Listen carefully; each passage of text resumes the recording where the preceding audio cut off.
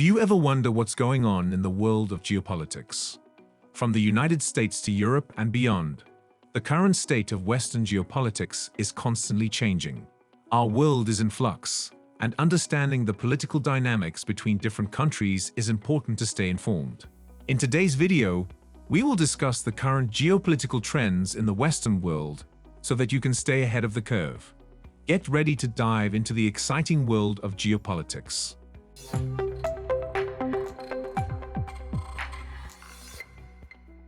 Hello, and welcome to Businessville. Before we begin, don't forget to subscribe to the channel and click the notification bell for more amazing content. Geopolitics looks like it will change a lot in the coming future. Current events will shape the political debate leading up to big elections in 2024. In the US, Russia, Ukraine, and Taiwan, there will be presidential elections. In the UK, there will probably be a general election. And in the EU, there will be elections for the European Parliament. Many European countries, like Spain and Poland, will also have elections this year. The war in Ukraine and the standoff between the US and China are currently the most important events in geopolitics. They will change the post-Cold War world order even more, with no clear alternative structure emerging. For you and us, this means more uncertainty and more trouble figuring out how to get around in this complicated geopolitical world.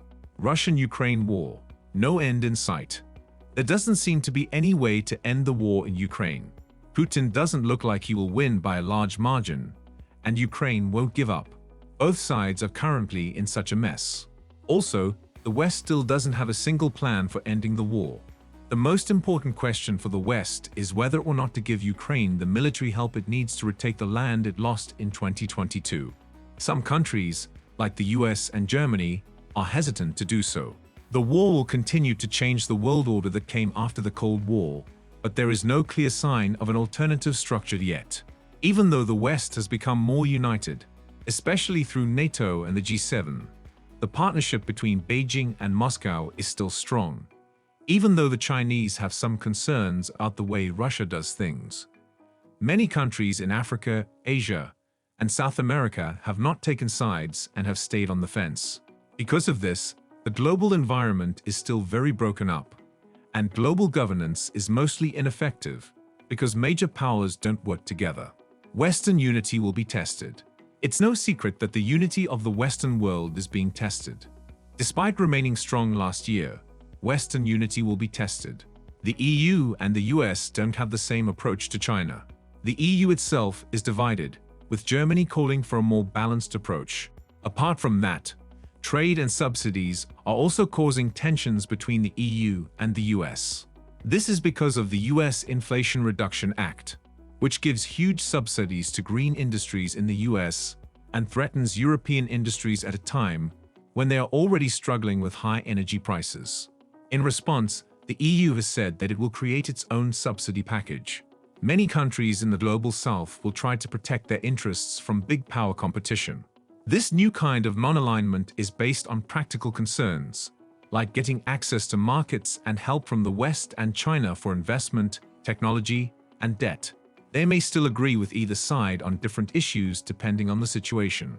Among all this turmoil, countries like India, Brazil, and South Africa will lead the G20 in 2023, 2024, and 2025, ultimately giving them a chance to shape the geopolitical agenda. However, in the face of this growing gap, it is important that global leaders find common ground and work together to close the gap. Turmoil in the global economy. With this as a backdrop, the global economy will continue to be uncertain and hard to predict. Recessions in Western democracies might be short or just barely avoided, but inflation and high energy prices will keep households and businesses under a lot of pressure, especially in Europe. Sanctions against Russia will continue to have long-term effects on the structure of most countries' economies, trade relationships, and supply chains. In the future, the size of China's economic recovery after the end of the zero-COVID policy will be an important factor for the whole world.